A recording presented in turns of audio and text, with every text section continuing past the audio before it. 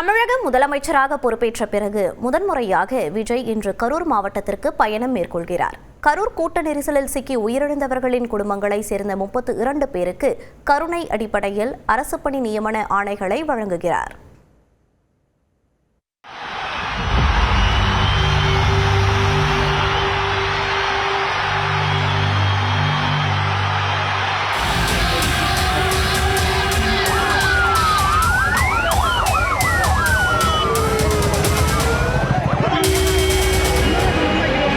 கடந்த ஆண்டு செப்டம்பர் மாதம் 27ஆம் தேதி கரூர் வேலுச்சாமிபுரத்தில் தாவேகா தலைவர் விஜயின் மக்கள் சந்திப்பு நிகழ்ச்சியில் கூட்ட நெரிசலில் சிக்கி 10 குழந்தைகள் 18 பெண்கள் உட்பட 41 பேர் பரிதாபமாக உயிரிழந்தனர். நூற்றுக்கணக்கானோர் காயமடைந்தனர். விபத்து நடந்து ஒரு மாதம் கடந்த பிறகு பாதிக்கப்பட்ட குடும்பத்தினர் அனைவரையும் தாவேகா சார்பில் சென்னைக்கு விஜய் வரவழைத்து ஆறுதல் கூறி தலா 20 லட்சம் ரூபாய் நிதி உதவி வழங்கினார். தேர்தல் பரப்புரைக்கு கரூருக்கு போகாத நிலையில் முதலமைச்சரான பிறகு முதன்முறையாக இன்று கரூர் செல்லும் விஜய் பாதிக்கப்பட்ட குடும்பங்களைச் சேர்ந்த 32 பேருக்கு அரசு பணி நியமன ஆணைகளை வழங்குகிறார். மேலும் 1700 கோடி ரூபாய் மதிப்பிலான புதிய காலனி உற்பத்தி தொழிற்சாலைக்கும் அடிக்கல் நாட்டுகிறார். இதற்காக இன்று காலை 9 மணிக்கு சென்னை நீலாங்கரையில் உள்ள இல்லத்தில் இருந்து சாலை மார்க்கமாக விமான நிலையம் செல்லும் முதலமைச்சர் விஜய் 9:30 மணிக்கு சிறப்பு விமானம் மூலம் திருச்சி செல்கிறார். காலை 10:30 மணிக்கு திருச்சி விமான நிலையத்தில் இருந்து சாலை மார்க்கமாக கரூருக்கு செல்கிறார். மதியம் 12:15 மணிக்கு கரூர் சேலம் பைபாஸ் சாலையில் உள்ள அட்லஸ் கலையரங்க மைதானத்தில் நடைபெறவுள்ள மக்கள் சந்திப்பு நிகழ்ச்சியில் கலந்து கொள்கிறார். சுமார் 20 முதல் 30 நிமிடம் வரை இந்த மக்கள் சந்திப்பு நிகழ்ச்சி நடைபெறும் என தெரிகிறது. மதியம் 1:30 மணிக்கு சுற்றுலா மாளிகையில் ஓய்வெடுக்கும் அவர் பிற்பகல் 3 மணி அளவில் கரூர் ஆட்சியர் அலுவலகம் செல்கிறார். அப்பொழுது 32 பேருக்கு அரசு பணிக்கான ஆணைகளை வழங்க உள்ளார். மேலும் 1700 கோடி ரூபாய் மதிப்பீட்டில் தோல் அல்லாத காலணிகளை உற்பத்தி செய்யும் புதிய தனியார் தொழிற்சாலைக்கு அடிக்கல் நாட்டுகிறார். இந்த தொழிற்சாலையின் மூலம் சுமார் 13,500 பேருக்கு வேலைவாய்ப்பு கிடைக்கும் என்று தெரிவிக்கப்பட்டுள்ளது. மாலை 4:10 மணிக்கு மாவட்ட ஆட்சியர் அலுவலகத்தில் இருந்து திருச்சி விமான நிலையத்திற்கு புறப்படுகிறார். அங்கிருந்து மாலை 6 மணிக்கு சிறப்பு விமானம் மூலம் சென்னைக்கு புறப்படுகிறார். மாலை 7 மணி அளவில் சென்னை விமான நிலையம் வரும் முதலமைச்சர் விஜய் சாலை மார்க்கமாக நீலாங்கரை இல்லத்திற்கு செல்கிறார். இதனிடையே கரூர் மக்கள் சந்திப்பு நிகழ்ச்சிக்காக ஏற்பாடுகள் என்னென்ன? இதனிடையே கரூர் மக்கள் சந்திப்பு நிகழ்ச்சிக்காக அட்லஸ் கலையரங்க மைதானத்தில் விரிவான பாதுகாப்பு மற்றும் அடிப்படை வசதிகள் செய்யப்பட்டுள்ளன. மேடையின் வலதுபுறத்தில் பொதுமக்கள் நுழைய தனி வழியும் இடதுபுறத்தில் முதலமைச்சர் செல்வதற்கான தனி வழியும் அமைக்கப்பட்டுள்ளது. நிகழ்ச்சி நடைபெறும் பகுதியைச் சுற்றி 2 அடுக்கு தடுப்புகள் அமைக்கப்பட்டுள்ளன. முதல் அடுக்கு தடுப்பில் பொதுமக்கள் மற்றும் தொண்டர்கள் எளிதாக வந்து செல்ல இருவழி பாதைகள் ஏற்படுத்தப்பட்டுள்ளன. சுமார் 15 ஏக்கர் பரப்பளவில் நடைபெறும் இந்த நிகழ்ச்சியில் 5000 பேருக்கு மட்டுமே அனுமதி வழங்கப்பட்டுள்ளது. அவர்களுக்காக 16 தனித்தனி பிரிவுகள் அமைக்கப்பட்டு ஒவ்வொரு பிரிவிலும் குடிநீர், தற்காலிக கழிவறைகள் உள்ளிட்ட அடிப்படை வசதிகளும் செய்யப்பட்டுள்ளன. மேலும் நிகழ்ச்சி நடைபெறும் இடத்தை சுற்றியுள்ள மின் கம்பங்கள் மற்றும் டிரான்ஸ்பார்மர்கள் மீது யாரும் ஏறாத வகையில் கூடுதல் பாதுகாப்பு ஏற்பாடுகளும் செய்யப்பட்டுள்ளன. இதனிடையே தாவேகா நிகழ்ச்சியில் உயிரிழந்த 32 பேருக்கு அரசு பணி வழங்குவதை எதிர்த்து உயர்நீதிமன்றத்தில் வழக்கு தொடரப்பட்டுள்ளது. அரசுக்கு வெளியில் இருந்து ஆதரவு அளிக்கும் மார்க்சிஸ்ட் கம்யூனிஸ்ட் எதிர்ப்பு தெரிவித்துள்ளது. அது மட்டுமன்றி தேமுதிக, நாம் தமிழர் கட்சி உள்ளிட்ட எதிர்க்கட்சிகளும் கண்டனம் தெரிவித்துள்ளன. ஒரு நிமிட செய்திகளை பார்க்கலாம். அரசு பள்ளி வளாகங்களில் தேவையின்றி யாரும் நுழைய அனுமதியில்லை என பள்ளி கல்வித்துறை அமைச்சர் ராஜ்மோகன் அறிவித்துள்ளார். இது தொடர்பாக வெளியிடப்பட்ட அறிக்கையில் அரசு பள்ளிகளில் அரசு சார்பில் நடத்தப்படும் அதிகாரப்பூர்வ நிகழ்வுகளை தவிர்த்து பிறந்தநாள் விழாக்களோ அரசு சாராத நிகழ்வுகளோ நடத்தக்கூடாது என்றும் எந்த அரசியல் கட்சியினரும் எந்த தனியார் அமைப்பினரும் நேரடியாக மாணவர்களை சந்திக்க அனுமதியில்லை எனவும் தெரிவித்துள்ளார். மேலும் வகுப்பு நடைபெறும் நேரத்தில் எந்த காரணத்திற்காகவும் யாரும் பள்ளிக்குள் நுழைவதோ மாணவ மாணவியர்களை நேரடியாக சந்திப்பதையோ தவிர்க்க வேண்டும் என்றும் தெரிவிக்கப்பட்டுள்ளது. பள்ளி வளாகங்கள், விழாக்களின் கூட கூடாரமாக அன்றி அறிவு தெளிவின் விழிப்புணர்வின் சிந்தனை மண்டபமாக மிளிர வேண்டும் என்றும் புகழ் பரப்பும் இடமாக இல்லாமல் எதிர்காலத்தை படைக்கும் இடமாக திகழ வேண்டும் என்றும் குறிப்பிட்டுள்ள அமைச்சர் அரசு பள்ளிகளில் நடைபெறும் அனைத்து நிகழ்வுகளுக்கும் உரிய ஒழுங்கு பாதுகாப்பு மற்றும் கல்விச் சூழலை உறுதி செய்ய விரிவான நெறிமுறைகள் விரைவில் வெளியிடப்படும் என்றும் தெரிவித்துள்ளார்.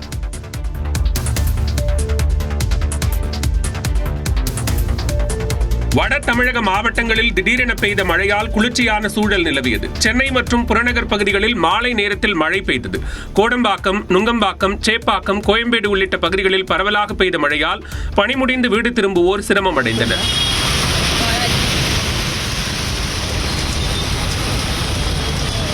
அதேபோன்று புறநகர் பகுதிகளான பூந்தமல்லி, குன்றத்தூர், மாங்காடு, போரூர், ஐயப்பன்தாங்கல் உள்ளிட்ட இடங்களில் கனமழை கொட்டி தீர்த்தது.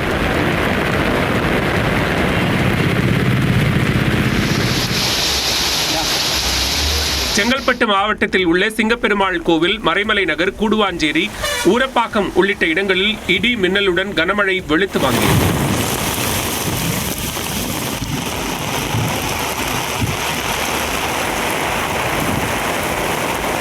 காஞ்சிபுரம் சுற்றுவட்டார பகுதிகளில் 1 மணி நேரத்திற்கு மேலாக பெய்த மழையால் குளிர்ச்சியான சூழல் நிலவியது.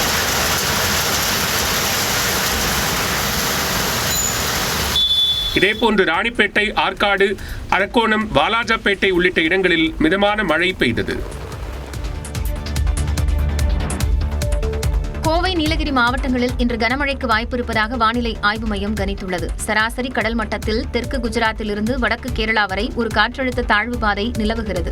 இதன் காரணமாக தமிழ்நாட்டின் ஒரு சில இடங்களிலும் புதுச்சேரி மற்றும் காரைக்கால் பகுதிகளிலும் மிதமான மழைக்கு வாய்ப்பு இருப்பதாக வானிலை மையம் தெரிவித்துள்ளது. குறிப்பாக கோவை மாவட்டத்தின் மலைப்பகுதிகள் மற்றும் நீலகிரி மாவட்டத்தில் ஓரிரு இடங்களில் இடி மின்னலுடன் இன்று கனமழை பெய்யக்கூடும் என கணித்துள்ளது.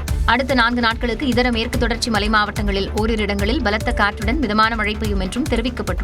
சென்னையை பொறுத்தவரையில் இன்று மிதமான மழை பெய்யக்கூடும் என வானிலை மையம் கூறியிருக்கிறது.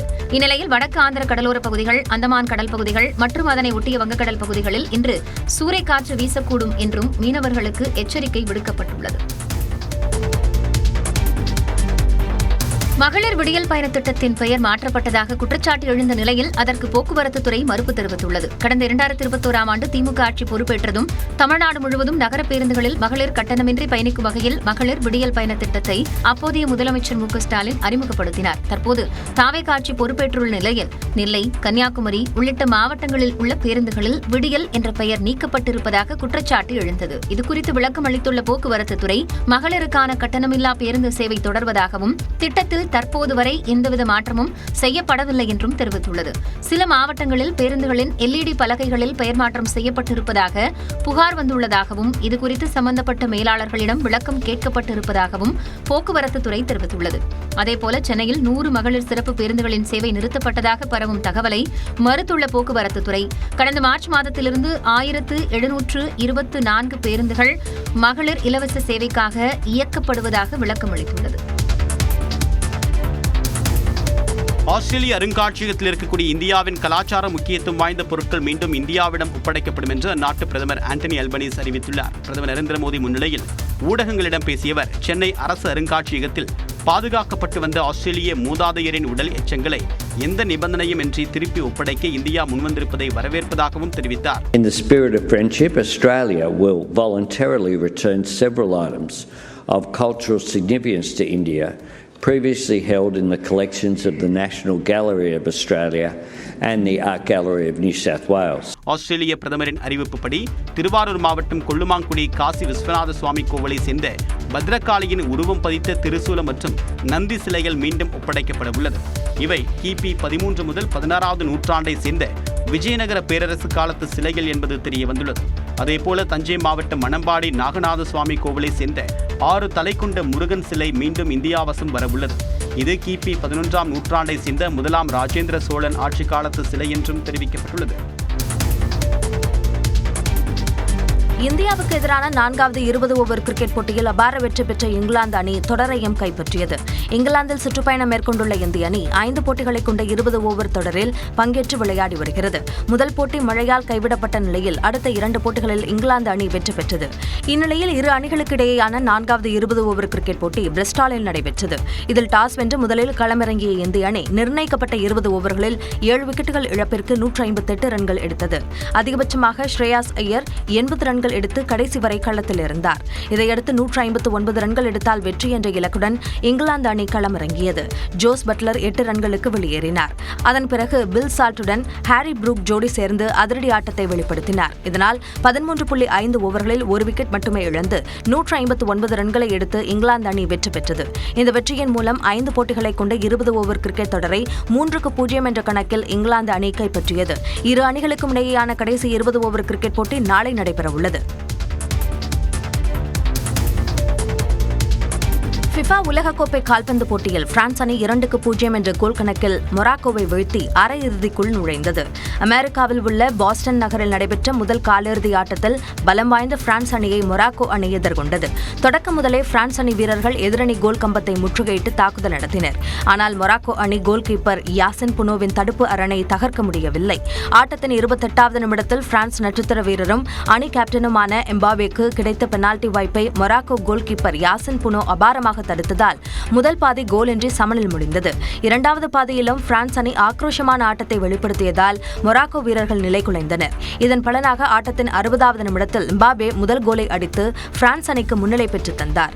இது இந்த தொடரில் அவருக்கு 8வது கோலாக அமைந்தது.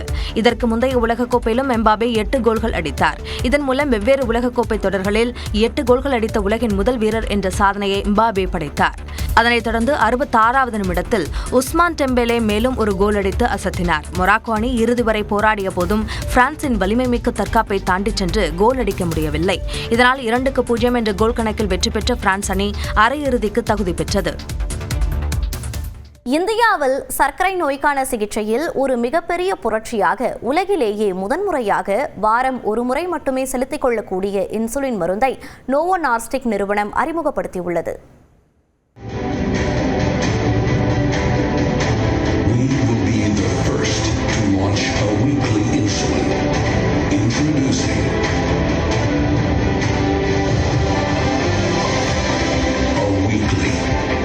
உலக அளவில் நீரிழிவு நோயால் பாதிக்கப்பட்டவர்களின் எண்ணிக்கை இந்தியாவில் மிக வேகமாக அதிகரித்து வருவதால் உலக சர்க்கரை நோயின் தலைநகரம் என்ற கசப்பான பெயர் இந்தியாவிற்கு ஏற்பட்டுள்ளது. இந்திய மருத்துவ ஆராய்ச்சி கவுன்சிலான ICMR வெளியிட்டுள்ள சமீபத்திய தரவுகளின்படி இந்தியாவில் 10 கோடிக்கும் அதிகமான மக்கள் முழுமையாக சர்க்கரை நோயால் பாதிக்கப்பட்டுள்ளனர்.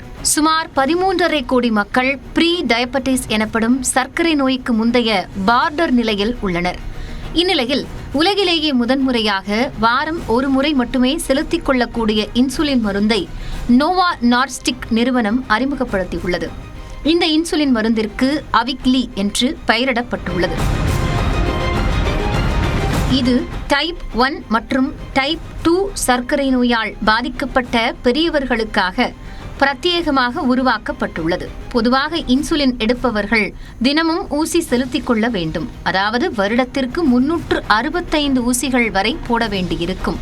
ஆனால் இந்த புதிய அவிக்லி இன்சுலினை வாரம் ஒரு முறை மட்டுமே செலுத்தினால் போதும். இதனால் வருடத்திற்கு போடப்படும் ஊசிகளின் எண்ணிக்கை வெறும் 52ஆக குறையும்.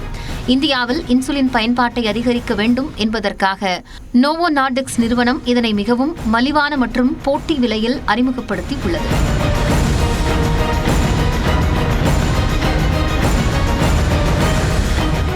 ஒரு யூனிட் இன்சுலின் விலை சுமார் $3.75 நிர்ணயிக்கப்பட்டுள்ளது. 700 யூனிட்டுகள் கொண்ட பேக்கின் விலை $2,611 நிர்ணயிக்கப்பட்டுள்ளது. 2100 யூனிட்டுகள் வரை கொண்ட பேக்கின் விலை $7,883 என அறிவிக்கப்பட்டுள்ளது.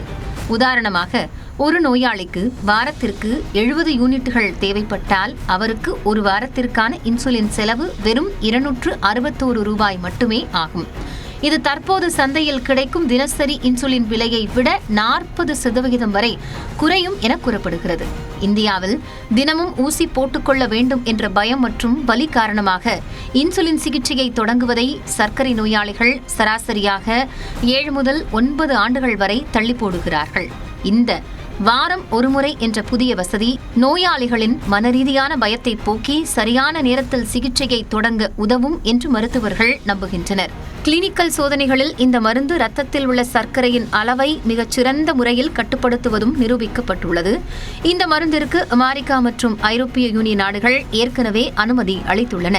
டென்மார்க் நாட்டைச் சேர்ந்த நோவோ நார்டிஸ்க் நிறுவனம் இன்சுலினை தவிர உலகையே திரும்பி பார்க்க வைத்த ஒசெம்பிக் மற்றும் வெகோவி மருந்துகளை தயாரித்து புகழ்பெற்றது குறிப்பிடத்தக்கது. காலை விரைவுச் செய்திகளை பார்க்கலாம். சென்னை புறநகர் பகுதிகளில் நேற்று மாலை பலத்த காற்றுடன் பெய்த மழையால் விமான சேவை கடுமையாக பாதிக்கப்பட்டது. ஷீரடி, ஹைதராபாத், திருச்சி, தூத்துக்குடி, கண்ணூர் உள்ளிட்ட நகரங்களிலிருந்து வந்த 10 விமானங்கள் சென்னையில் தரையிறங்க முடியாமல் நீண்ட நேரம் வானில் வட்டமடித்தன. வானிலை சீரான பிறகு ஒவ்வொரு விமானமாக தரையிறக்கப்பட்டன. இதேபோன்று சென்னையிலிருந்து புறப்பட வேண்டிய விமானங்களும் சுமார் 40 நிமிடங்கள் வரை தாமதமாக புறப்பட்டுச் சென்றன.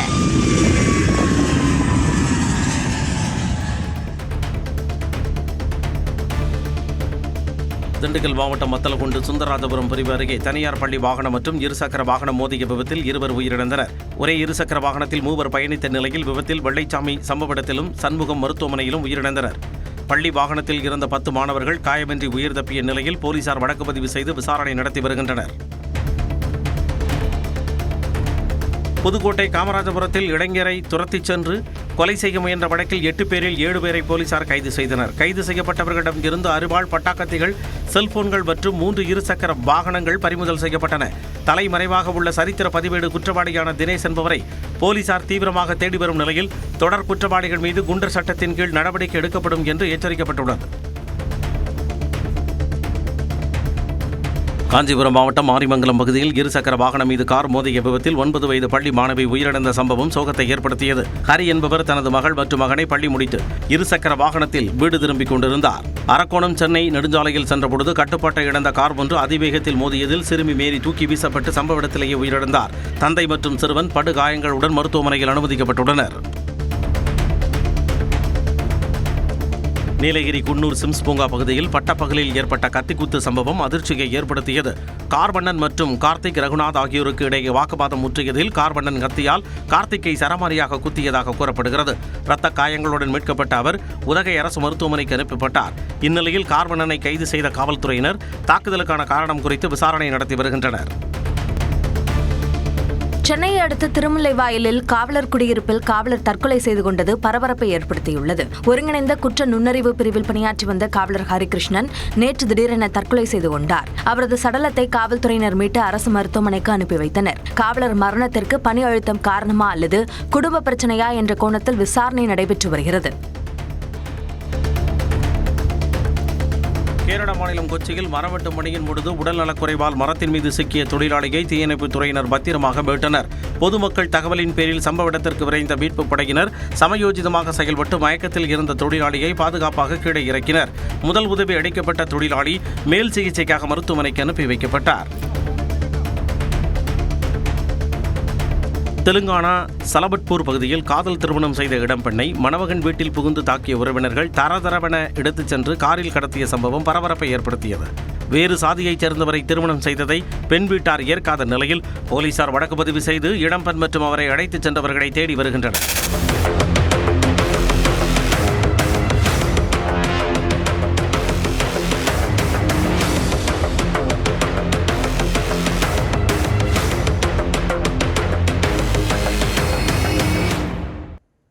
டெல்லி, உத்தராகண்ட், உத்தரப்பிரதேசம் உள்ளிட்ட வட மாநிலங்களில் தொடரும் மழையால் இயல்பு வாழ்க்கை கடுமையாக பாதிக்கப்பட்டுள்ளது.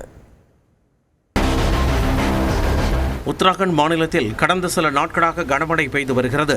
கோசிப்பூரில் குறுகிய காலத்தில் 20 சென்டிமீட்டருக்கு மேல் மழை பதிவானது. தொடர் மழையால் கங்கை, அலக்நந்தா, மந்தாகினி, பின் ஆகிய ஆறுகளில் வெள்ளம் கரை புரண்டோடுவதால் தாழ்வான இடங்களில் உள்ள குடியிருப்புகள், வணிக வளாகங்கள் வெள்ளத்தில் தத்தளிக்கின்றன.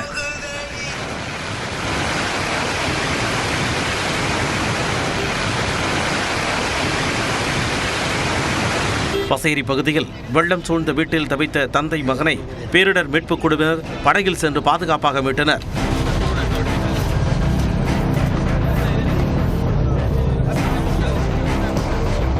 ஹரித்வாரில் பெய்த கனமழையால் ரயில் நிலையம் செல்லும் சாலையில் மழைநீர் தேங்கியது.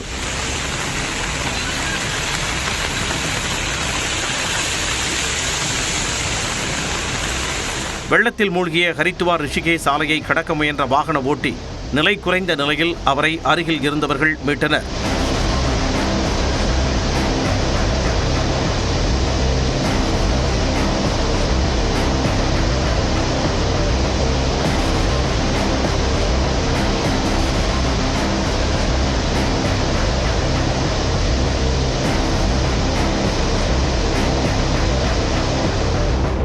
நாகுனில் கங்கோத்ரி தேசிய நெடுஞ்சாலையில் திடீரென நிலச்சரிவு ஏற்பட்டதால் வாகனங்கள் நீண்ட தொலைவுக்கு அணிவகுத்து நின்றன.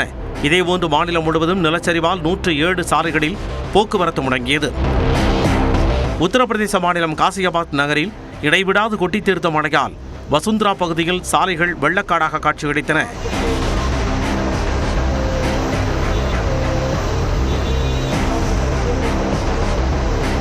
அடல் சவுக் பகுதியில் கனமழையால் சாலை உள்வாங்கியதால் பரபரப்பு நிலவியது.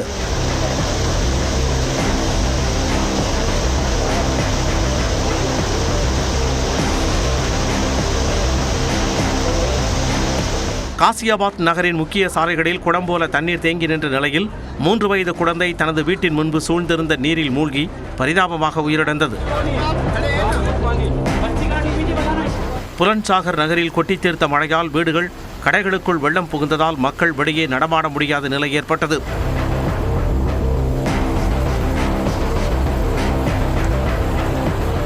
உத்தரப்பிரதேசத்தில் நேற்று ஒரே நாளில் மழை பாதிப்பால் 5 பேர் உயிரிழந்தனர். ஹரியானாவின் ஃபரிதாபாத்திலும் கனமழையால் சாலைகள் வெள்ளக்காடாக காட்சியளிக்கின்றன.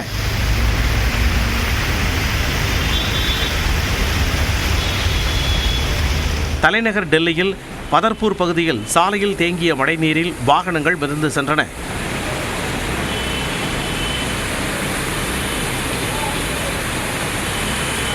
அங்குள்ள அரசு பள்ளியில் முழங்கால் அளவுக்கு தண்ணீர் சூழ்ந்ததால் மாணவர்கள் மற்றும் ஆசிரியர்கள் சிரமத்திற்கு ஆளாகினர்.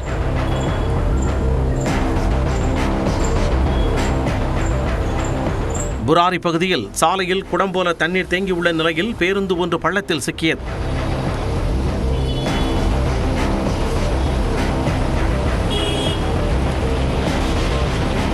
அலிப்பூர் பகுதியில் இடுப்பளவுக்கு தண்ணீர் சூழ்ந்ததால் வாகன ஓட்டிகள் சிரமத்திற்கு ஆளாகினர்.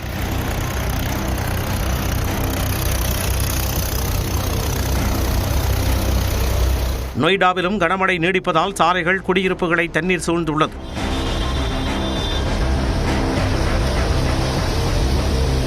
ஜம்மு காஷ்மீரின் ரியாசியில் தொடர் மழையால் சனாபாற்றில் நீர்வரத்து அதிகரித்துள்ளதால் சலால் அணையில் இருந்து அதிக அளவில் தண்ணீர் திறக்கப்பட்டுள்ளது.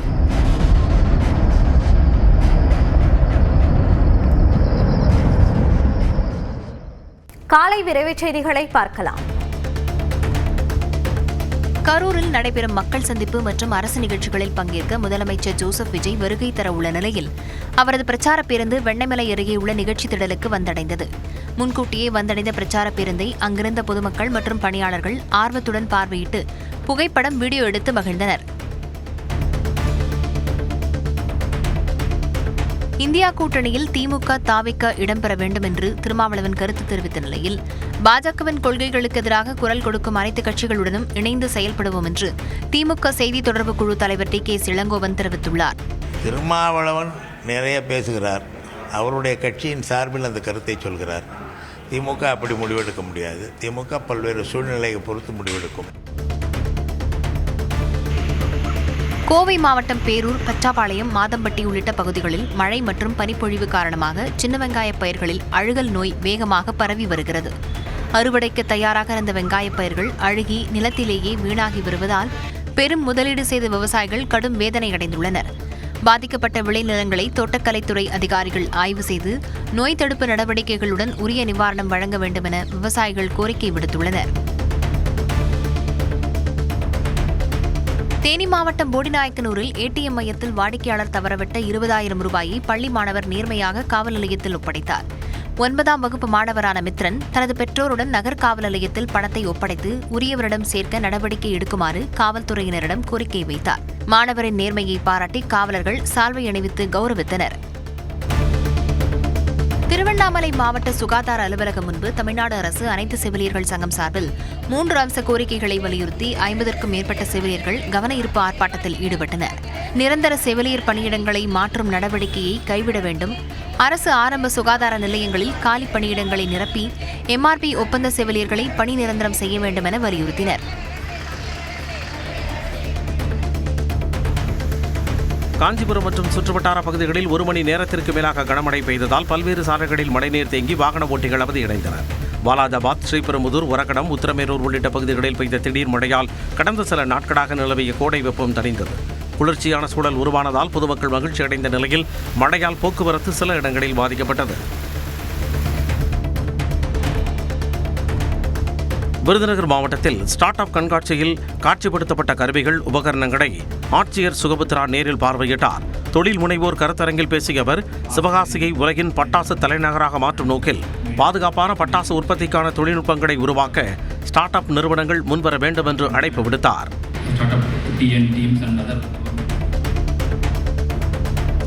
கரூர் அருகே வெண்ணமலையில் அடுத்தடுத்து 2 வீடுகளின் பூட்டை உடைத்து 18 சவரன் நகை மற்றும் 16 லட்சம் ரூபாய் கொள்ளையடிக்கப்பட்ட சம்பவம் பரபரப்பை ஏற்படுத்தியது. வீட்டில் இருந்தவர்கள் வெளியே சென்றிருந்ததை பயன்படுத்தி மாடி வழியாக புகுந்த மர்ம நபர்கள் கதவு மற்றும் பீரோக்களை உடைத்து நகை பணத்தை கொள்ளையடித்து தப்பினர். சம்பவ இடத்தை ஆய்வு செய்து தடயங்களை சேகரித்து காவல்துறையினர் கொள்ளையர்கள் குறித்து விசாரணை மேற்கொண்டுள்ளனர். முதலமைச்சரும் நடிகருமான விஜய் கடைசியாக நடித்த ஜனநாயகன் படத்துக்கு நீண்ட இழுபறிக்கு பின் தணிக்கைத்துறை ஒப்புதல் வழங்கியுள்ளது.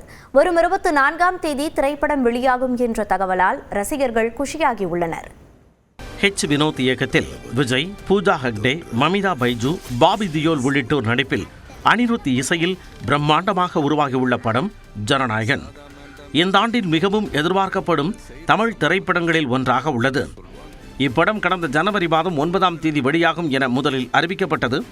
முதல் முறையாக தாவேகா தேர்தலை எதிர்கொள்ளவிருந்த சூழலில் ரசிகர்கள் மற்றும் கட்சியினரிடையே பெரும் எதிர்பார்ப்பு ஏற்பட்டது. ஆனால் சான்றிதழ் கிடைப்பதில் ஏற்பட்ட தாமதம் காரணமாக தயாரிப்பு தரப்பு நீதிமன்றத்தை நாடியது. இதனால் படத்தின் வெளியீடு தள்ளிப்போனது. கடந்த ஆண்டு டிசம்பரில் இந்த படம் சான்றிதழுக்காக துறை சார்ந்த வாரியத்திடம் சமர்ப்பிக்கப்பட்டது. படத்திற்கு UA சான்றிதழ் வழங்க சில காட்சிகளை நீக்க வேண்டும் என சான்றிதழ் வாரியம் தெரிவித்ததாக கூறப்படுகிறது. படத்தின் சில காட்சிகளை நீக்க சான்றிதழ் வாரியம் அறிவுறுத்திய நிலையில் படத்தரப்பு எதையும் நீக்கவில்லை என கூறப்படுகிறது. அதன் பிறகு மறு தணிக்கை, தேர்தல், நீதிமன்ற வழக்கு போன்ற காரணங்களால் தாமதம் ஏற்பட்டது. இதனிடையே ஜனநாயகன் படம் சட்டவிரோதமாக இணையதளத்தில் வெளியாகி திரையுலகம் மற்றும் ரசிகர்களிடையே பெரும் அதிர்ச்சியை ஏற்படுத்தியுள்ளது.